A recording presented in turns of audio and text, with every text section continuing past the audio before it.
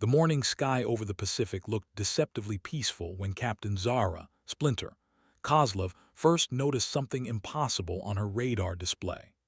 For F-22 Raptors from Elmendorf Air Force Base had vanished from tracking systems at exactly 8:47 hours, their transponder signals cutting out in perfect synchronization 40 nautical miles southeast of Dutch Harbor, Alaska. What made this particular disappearance different from standard equipment malfunction wasn't the timing. It was the formation they'd been flying moments before contact was lost. Unit Bravo Echo, a formation so classified that only 12 active pilots in the entire Air Force were authorized to execute it. A formation that hadn't been used in combat since Operation Gothic Serpent in 1993, when Captain Kozlov's father had flown it over Mogadishu and never came home. The same formation that had been declared obsolete and removed from all training protocols in 2019 after a series of catastrophic accidents during simulation runs. Yet there it was, captured on long-range reconnaissance footage taken by a commercial fishing vessel's weather camera. Four F-22s moving in the precise geometric pattern that military aviation experts insisted was aerodynamically impossible to maintain at supersonic speeds. The footage lasted exactly 14 seconds before the aircraft disappeared into a dense cloud bank. 14 seconds that would change everything the Pentagon thought it knew about modern air combat. Captain Kozlov stood in the briefing room at Joint Base Pearl Harbor Hickam, watching the grainy video loop on the main display screen for the seventh time. Around her, a collection of intelligence officers, radar technicians, and senior aviators debated theories with increasing urgency. Equipment failure, navigation error, pilot disorientation. Each explanation sounded more desperate than the last, because everyone in that room understood the implications of what they were seeing. "Ma'am, with respect, that formation pattern died with the pilots who knew how to fly it," Lieutenant Colonel Marcus Webb stated, his voice carrying the authority of someone who'd spent 23 years in fighter jets. "These kids today, they learn on simulators and fly by computer assistance. Nobody teaches the old maneuvers anymore." Captain Kozlov said nothing, but her grip tightened on the tactical folder in her hands.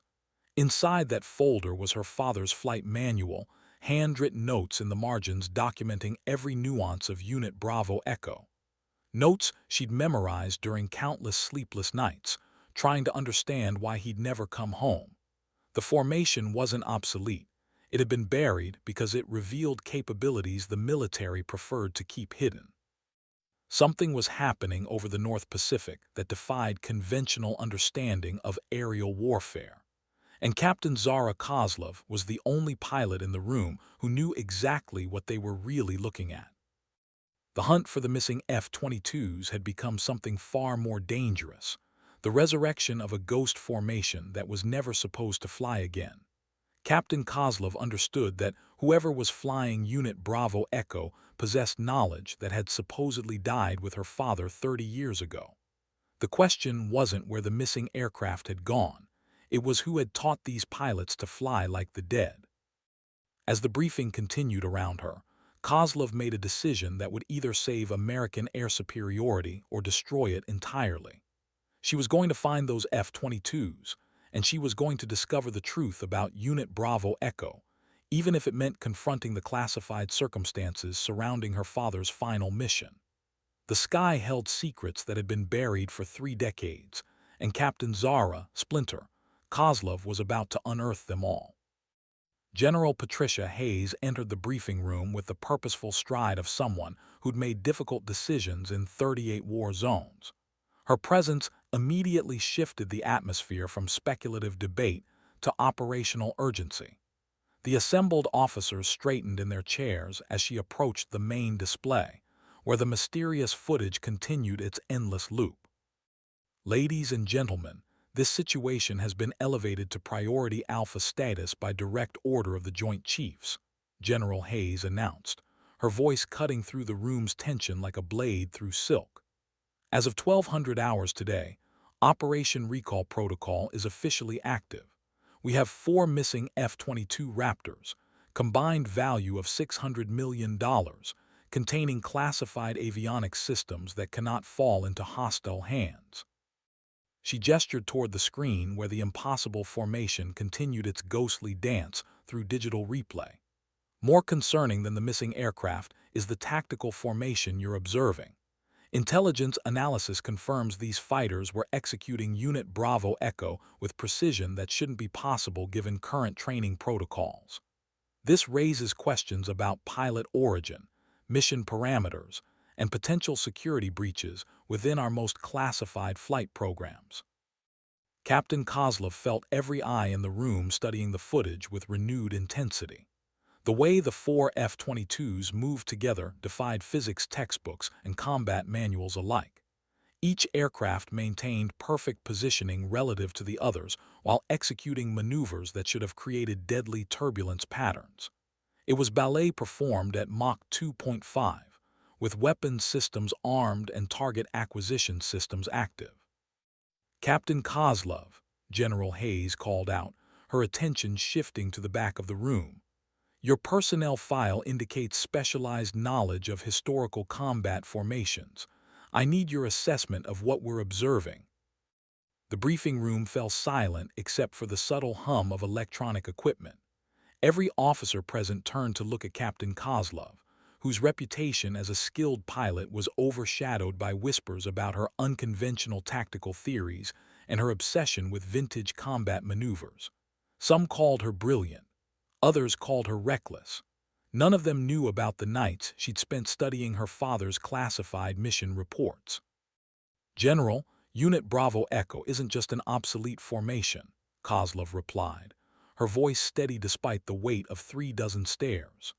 It's a combat maneuver designed for specific engagement scenarios that modern pilots aren't trained to recognize. The aerodynamic impossibility isn't a flaw, it's a feature. The formation creates radar shadows and communication dead zones that make tracking and targeting extremely difficult. She paused, choosing her next words carefully. If someone is flying Unit Bravo Echo successfully, they either have access to classified training materials from the 1990s, or they've reverse-engineered the maneuver through extensive trial and error.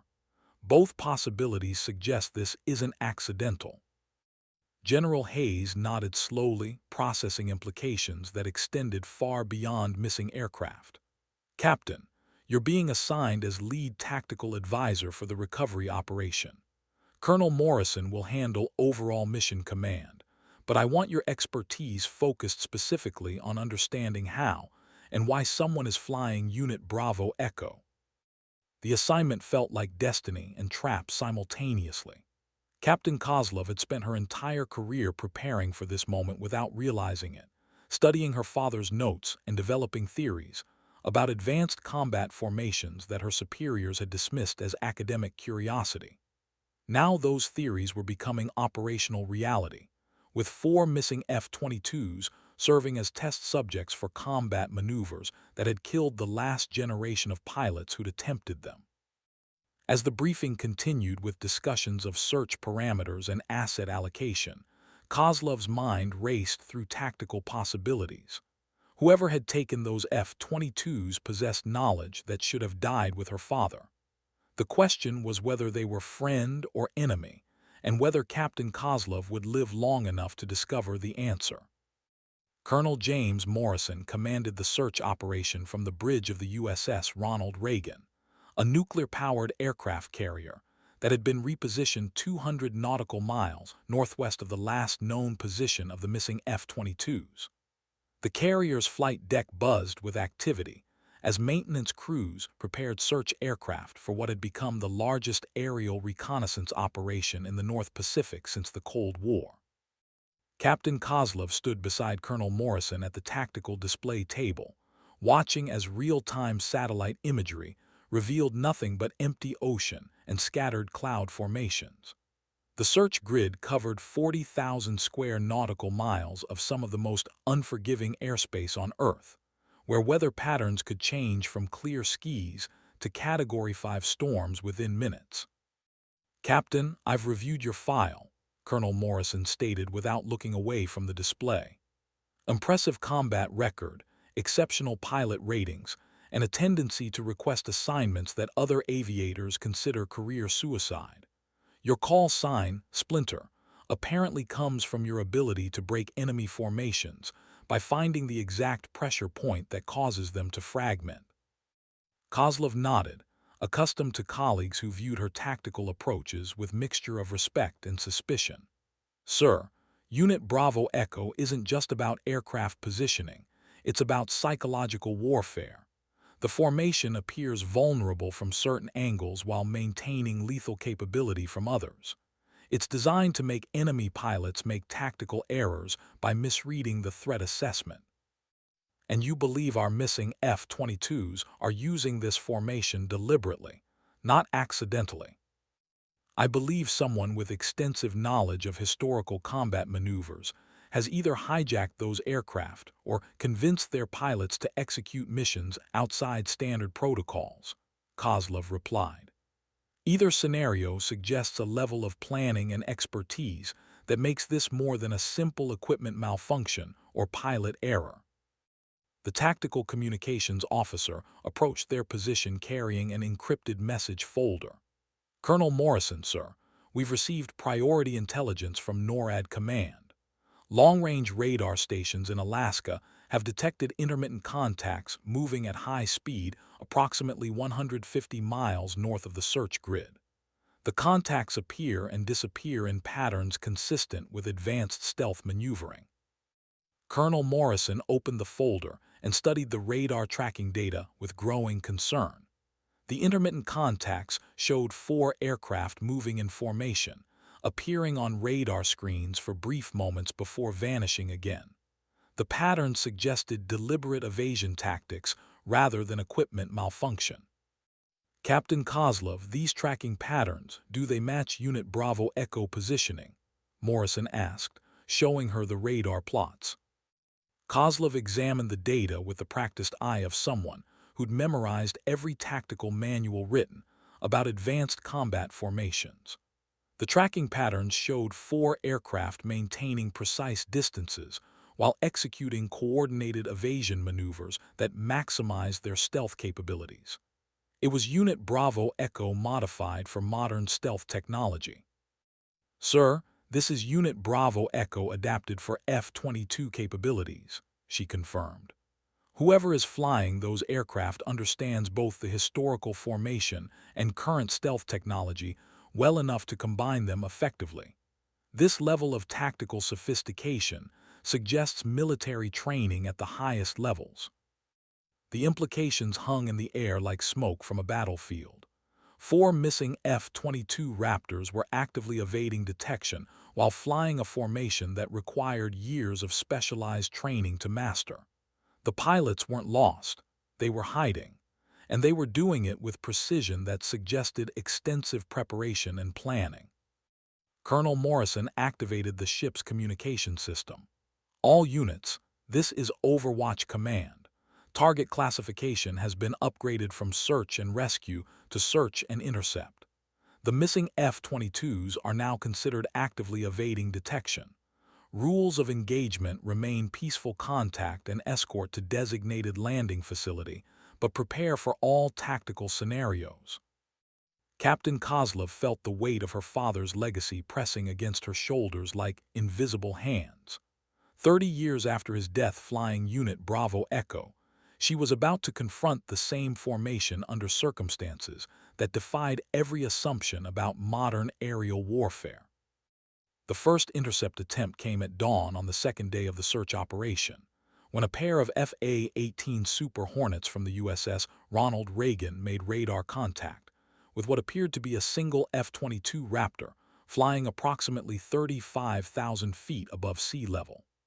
The contact lasted exactly 97 seconds before the unknown aircraft executed a maneuver that left both pursuing pilots questioning their instrument readings. Lieutenant Commander Sarah Park, call sign Tracker, led the intercept flight with the methodical precision that had earned her recognition as one of the Navy's most skilled reconnaissance pilots. Her radar operator, Lieutenant Jamie Ross, monitored tracking systems while maintaining continuous communication with Overwatch Command aboard the carrier. Overwatch, this is tracker flight. We have visual contact with unknown F-22 at bearing 270, altitude 35,000 feet, Park transmitted over encrypted channels. Aircraft appears to be maintaining standard patrol speed and heading. No response to standard identification queries. Captain Kozlov listened to the radio traffic from the carrier's command center, her hands gripping the edge of the tactical display table as she watched the intercept unfold through real-time satellite imagery and radar tracking. The lone F-22 appeared to be flying normally, showing none of the evasive characteristics that had marked the previous radar contacts. "Tracker flight, this is Overwatch Command," Colonel Morrison responded.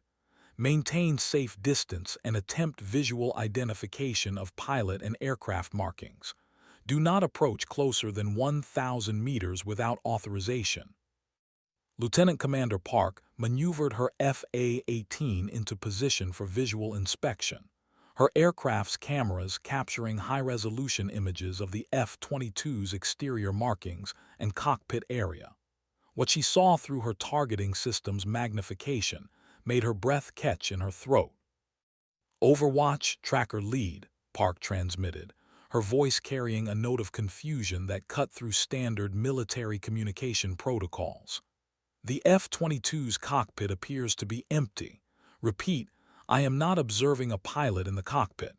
Aircraft is flying under apparent autopilot control." The command center fell silent except for the electronic hum of communication equipment. Captain Kozlov felt ice forming in her stomach as the implications became clear. An unmanned F-22 Raptor flying in formation patterns that required human intuition and split-second decision-making was impossible according to current technology limitations. "Tracker flight, can you confirm aircraft registration numbers and squadron markings?" Colonel Morrison asked, his voice maintaining professional calm while his eyes revealed growing alarm.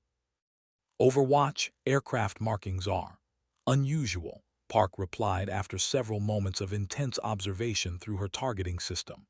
"The tail number appears to be 914003, but that aircraft was retired from service in 2019 following structural damage during training operations. And sir, there's something else. The aircraft appears to be painted in a color scheme that doesn't match current Air Force standards." Captain Kozlov's blood turned to ice water. Aircraft 914003 had been her father's assigned F-22 during his final training exercises before the mission that killed him.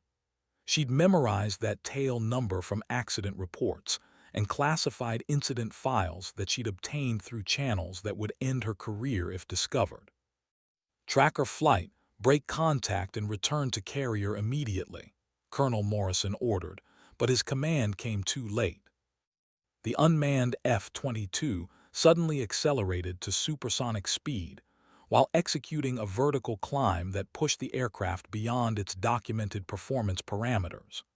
Within seconds, it had disappeared from radar tracking, while performing maneuvers that should have resulted in structural failure and pilot unconsciousness from G-force exposure. Lieutenant Commander Park and her radar operator could only watch in stunned silence as their instruments registered impossible flight characteristics from an aircraft that shouldn't exist, flown by a pilot who wasn't there, painted in colors that belonged to a ghost squadron that had been disbanded 30 years ago. Captain Kozlov stared at the tactical display where the radar contact had vanished, knowing with absolute certainty that someone or something was using her father's aircraft to send a message. The question was whether that message was a warning, a challenge, or an invitation to discover truths that had been buried with classified documents and sealed incident reports. The second intercept attempt occurred 18 hours later, but this time the approaching aircraft weren't trying to hide. For F-22 Raptors appeared on long-range radar screens flying in perfect Unit Bravo Echo formation, moving at Mach 1.8 directly toward the USS Ronald Reagan's position. They emerged from a storm front like ancient spirits materializing from the boundary between sky and sea. Captain Kozlov stood in the carrier's primary flight control tower, watching the radar displays with growing certainty that this encounter would provide answers to questions that had haunted her entire career. The approaching aircraft maintained formation discipline that exceeded anything she'd observed during her years of studying historical combat maneuvers. All aircraft, this is Overwatch Command, Colonel Morrison transmitted over emergency frequencies. You are approaching United States Navy vessels in international waters. Identify yourselves immediately and state your intentions. The response came through radio channels that had been silent for 30 years, transmitted on frequencies that modern military communication systems weren't supposed to monitor. The voice was electronically distorted, but the call sign that followed sent shock waves through every officer in the command center. Overwatch Command, this is Ghost Lead, Unit Bravo Echo Flight of 4, requesting permission to enter your airspace for tactical demonstration purposes. We have information regarding Operation Gothic Serpent that requires immediate classification review. Captain Kozlov felt the world shift beneath her feet.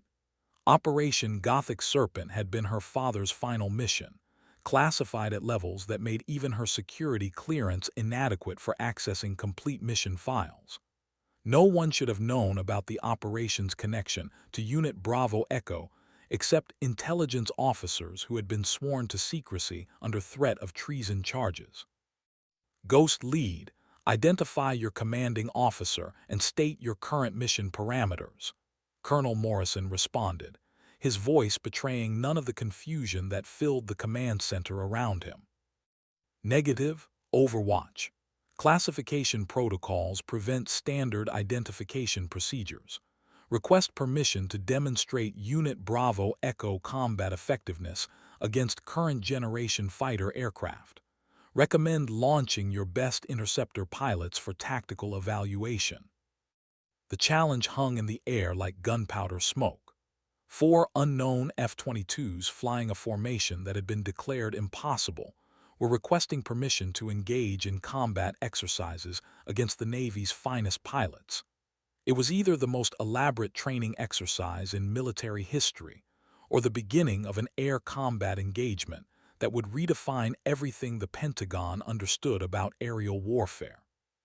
Captain Kozlov stepped forward, activating the communication system before Colonel Morrison could respond. Ghost Lead, this is Captain Zara Kozlov, call sign Splinter. I request permission to participate in your tactical demonstration. I have specialized knowledge of Unit Bravo Echo parameters and historical combat applications. The radio silence that followed lasted 43 seconds, long enough for everyone in the command center to question whether the mysterious pilots would accept the challenge from a Navy officer, whose reputation for unconventional tactics was matched only by her obsession with her father's classified military service. Splinter, this is Ghost Lead, the electronically distorted voice finally responded. Your participation is specifically requested for this demonstration. Launch when ready.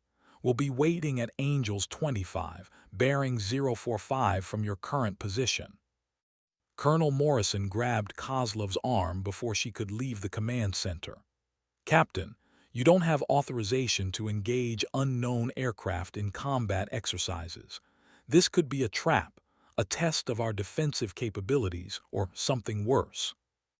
Sir, whoever is flying those F-22s knows about my father's death and has access to classified information that officially doesn't exist, Kozlov replied, her voice carrying conviction that cut through military protocol like a laser through steel. This demonstration isn't about testing our capabilities. It's about revealing truths that have been buried for 30 years. I'm the only pilot here who understands what we're really confronting. She headed toward the flight deck where her FA-18 Super Hornet waited. Knowing that the next hour would either provide the answers She'd spent her career seeking or end her life in the same mysterious circumstances that had claimed her father 3 decades earlier. Captain Kozlov's F-18 Super Hornet climbed through 20,000 feet into crystalline blue sky that stretched endlessly toward the horizon, her aircraft's engines leaving twin contrails in the thin air as she approached the rendezvous coordinates.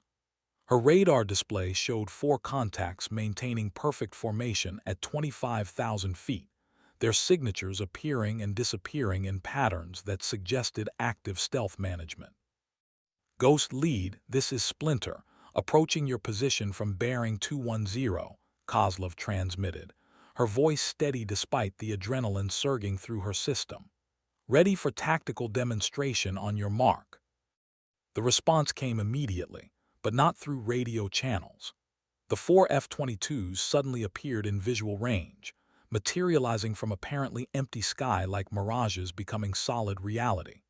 They flew in Unit Bravo Echo formation with precision that made Kozlov's breath catch in her throat, each aircraft positioned exactly as her father's training manuals had specified, maintaining distances and angles that created optimal radar confusion while preserving lethal firing solutions. Splinter, observe and learn, Ghost Lead transmitted. Unit Bravo Echo isn't obsolete, it's evolved. What happened next challenged every assumption Kozlov had developed about modern air combat during her 12-year career.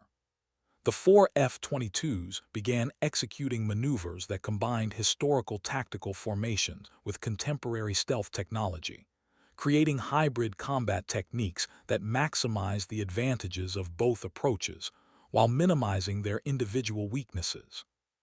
The lead aircraft suddenly broke formation, diving toward Kozlov's position at impossible angle, while the remaining 3 F-22s dispersed into a complex pattern that maintained mutual support while creating multiple threat vectors. It was Unit Bravo Echo adapted for multi-dimensional combat engagement, transforming the historical formation into a dynamic tactical system that could respond to modern battlefield conditions. Kozlov found herself defending against attack patterns that she'd never encountered in training or combat, forced to rely on instincts that had been developed through years of studying her father's classified mission notes. The Ghost flight pilots weren't just demonstrating superior technical skills, they were revealing tactical knowledge that had supposedly died with the previous generation of military aviators. Ghost 2, execute Splinter Protocol, Ghost Lead commanded, and Kozlov felt ice form in her veins. Splinter Protocol was her own tactical innovation, a combat maneuver she developed during classified training exercises that had never been documented in official military records. No one outside her immediate command structure should have known about techniques that existed only in her personal flight manual. Ghost 2's F-22 suddenly appeared behind Kozlov's aircraft, having approached from her radar dead zone, using flight patterns that matched her own defensive strategies with uncanny accuracy. It was as if someone had studied her tactical preferences and developed countermeasures specifically designed to exploit her combat style. Splinter, you fight like your father, Ghost Lead transmitted, and Kozlov's world tilted on its axis. But you've learned techniques he never had time to master. Show us what Captain Victor Kozlov's daughter can do when she stops holding back. The mention of her father's name, a name that had been classified in all official military records, related to Operation Gothic Serpent, sent shock waves through Kozlov's consciousness. Someone flying these aircraft possessed intimate knowledge of her family's military history and had planned this encounter specifically to test capabilities that she'd never revealed to her superiors or colleagues.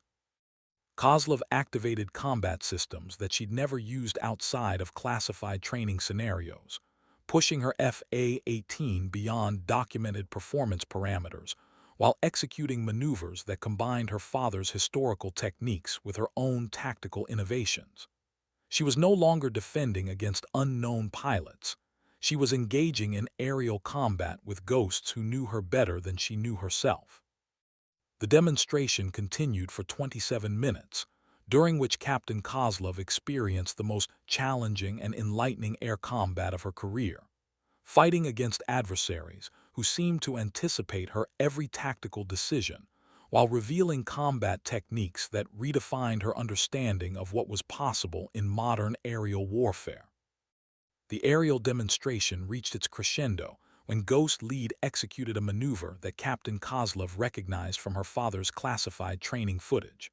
A vertical climb combined with a barrel roll that created radar shadows while maintaining weapons lock on multiple targets simultaneously. It was the signature move of Unit Bravo Echo, the maneuver that had made the formation legendary among the handful of pilots qualified to attempt it. Kozlov responded by pushing her F-18 into a defensive spiral that she'd perfected during night training exercises over the Nevada desert, a technique that used the aircraft's superior low-speed maneuverability to create unpredictable flight paths while maintaining offensive capability. For several seconds, the two aircraft danced through the sky in a deadly ballet that tested the absolute limits of pilot skill and aircraft performance. "Impressive, Splinter," Ghost Lead transmitted as both aircraft leveled off at 30,000 feet. "Your father would be proud. But the demonstration isn't complete until you understand why Unit Bravo Echo was really retired from active service." The four F-22s suddenly reformed into Unit Bravo Echo configuration, but this time they began flying the formation in reverse, each aircraft occupying the position that another had held moments before, creating a mirror image of the standard tactical arrangement.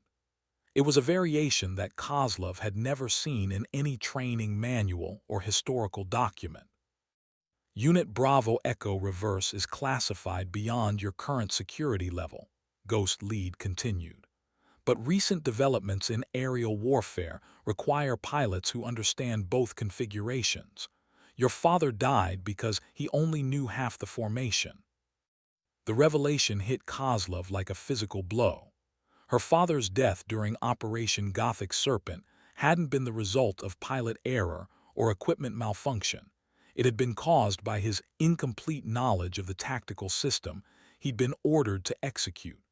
Someone had sent him into combat with training that was deliberately inadequate for the mission parameters. "Ghost Lead, are you saying my father's death was preventable?"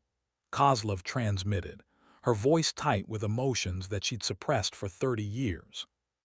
"Your father died because certain individuals within the Pentagon believed that Unit Bravo Echo was too dangerous to be fully understood by operational pilots," Ghost Lead replied.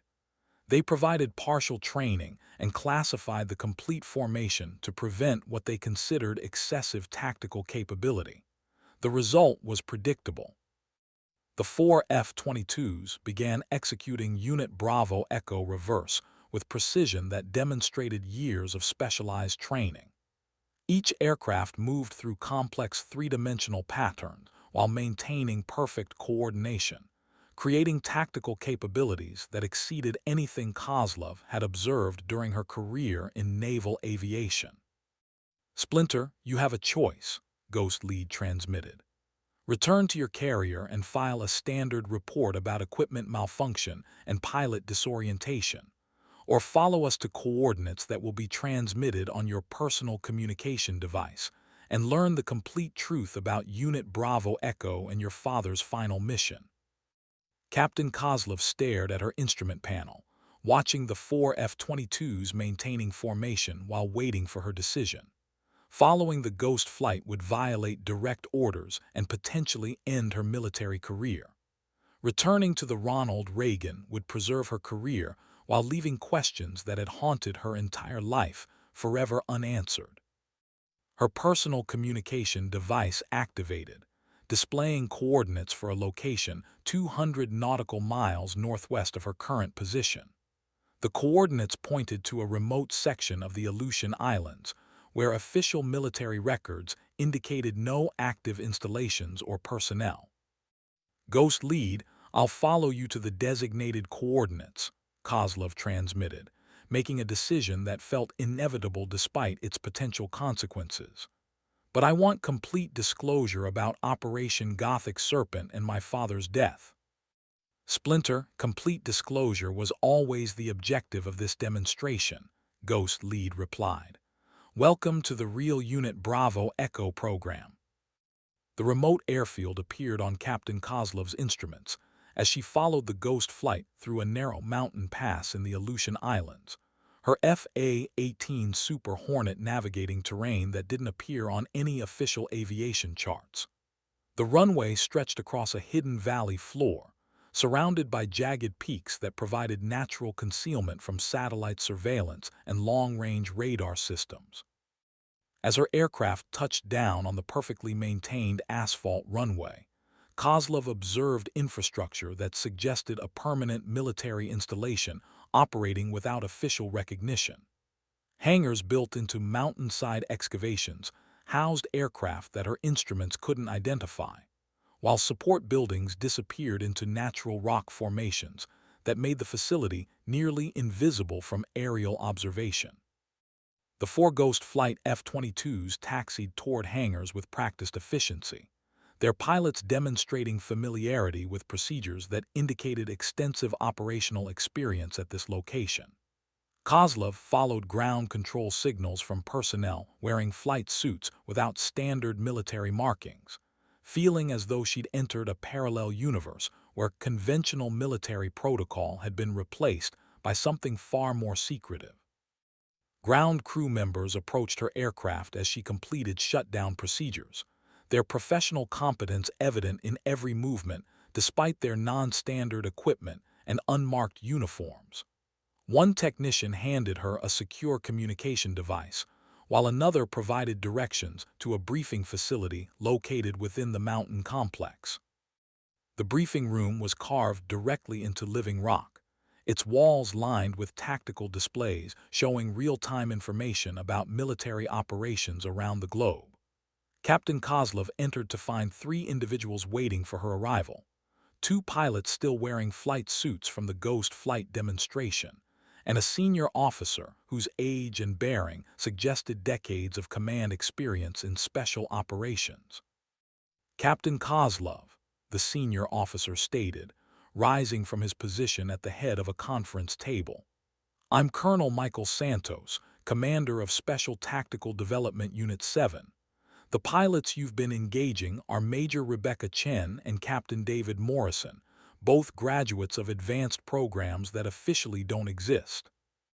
The 2 Ghost flight pilots removed their helmets, revealing faces that Kozlov recognized from classified personnel files she'd accessed during her research into Unit Bravo Echo. Major Chen had been declared killed in action during a training accident in 2018, while Captain Morrison had officially retired from active service following medical discharge in 2020. "Colonel Santos, I need to understand what's happening here," Kozlov stated, her voice carrying authority despite her confusion about the circumstances surrounding her presence at this installation. "Those pilots are supposed to be dead or retired.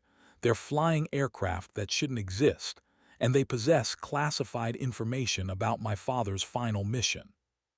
Colonel Santos gestured toward tactical displays showing global air defense networks and classified intelligence assessments. "Captain, Special Tactical Development Unit 7 was established to preserve and advance combat techniques that conventional military leadership considered too dangerous or sophisticated for standard operational deployment. Unit Bravo Echo was retired not because it was obsolete, but because it was too effective."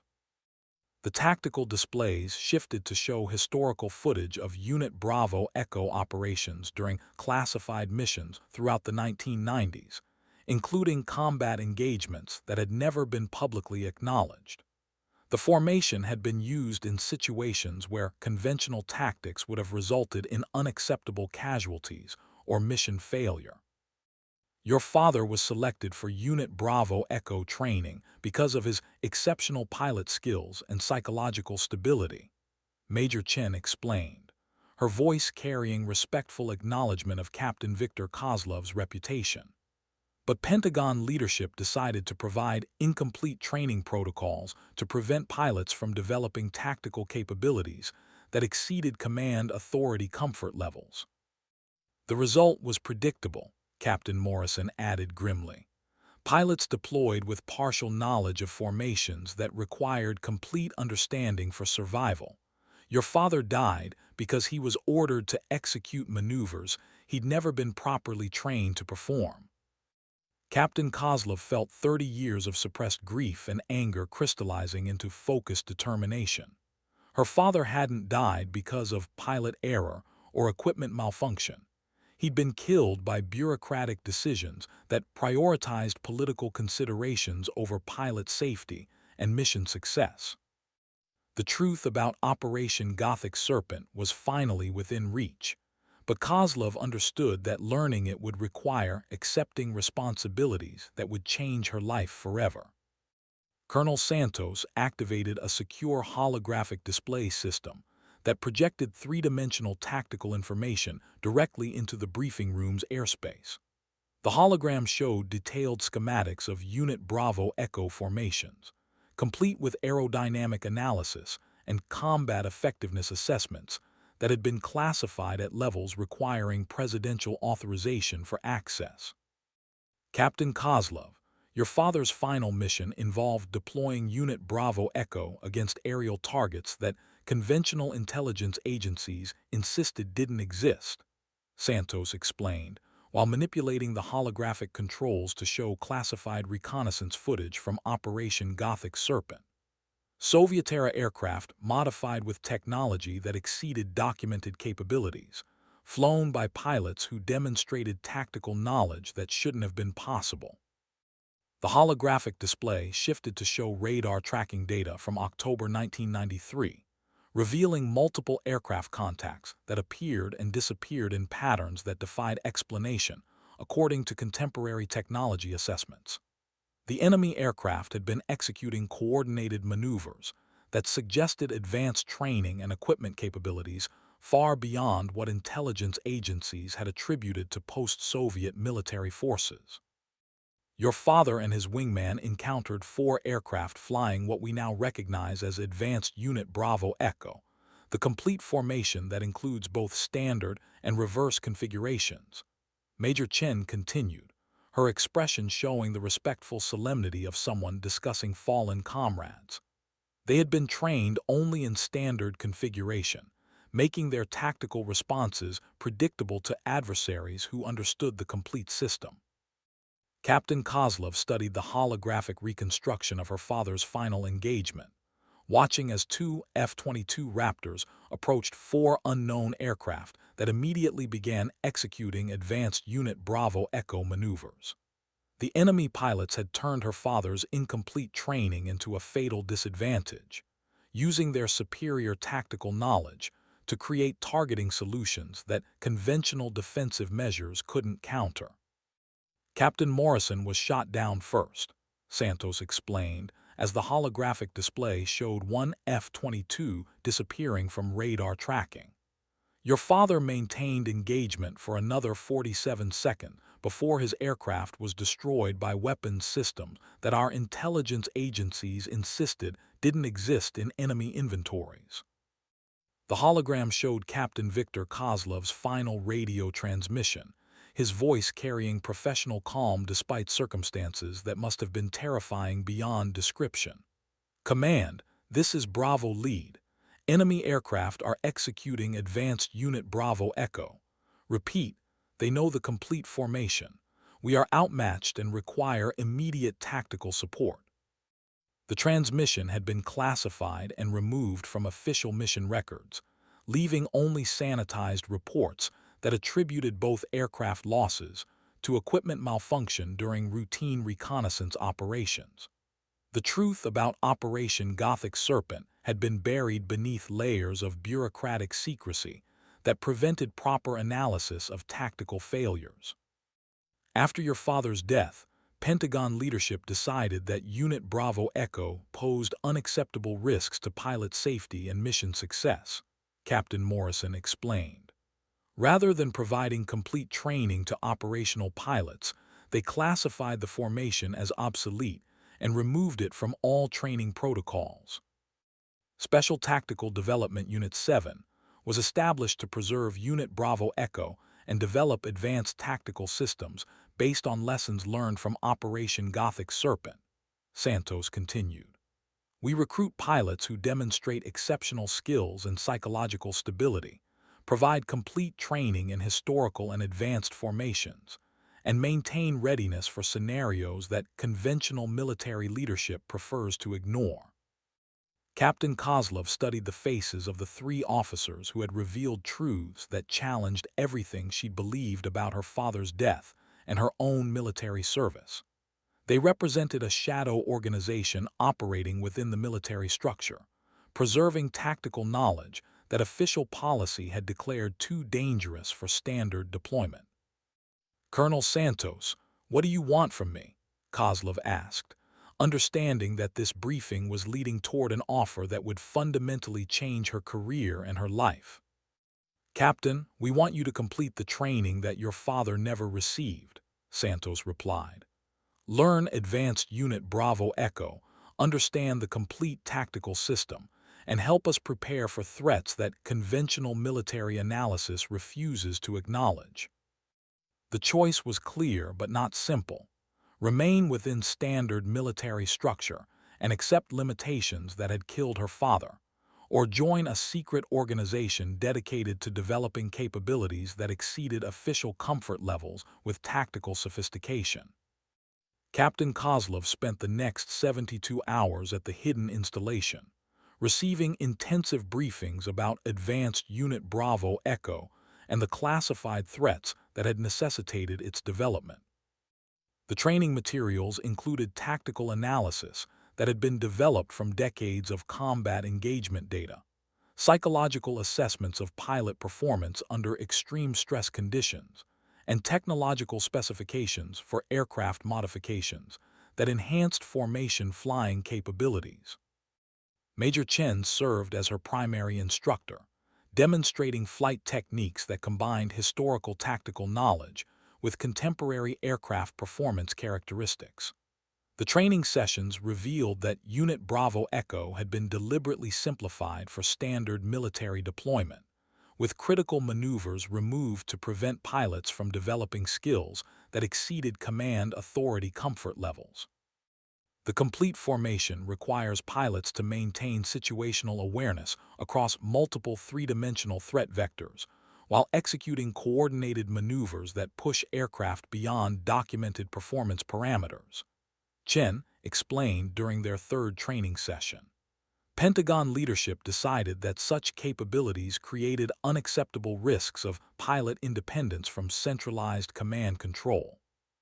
Captain Morrison provided technical training on aircraft modifications that enabled Advanced Unit Bravo Echo execution, including communication systems that operated on frequencies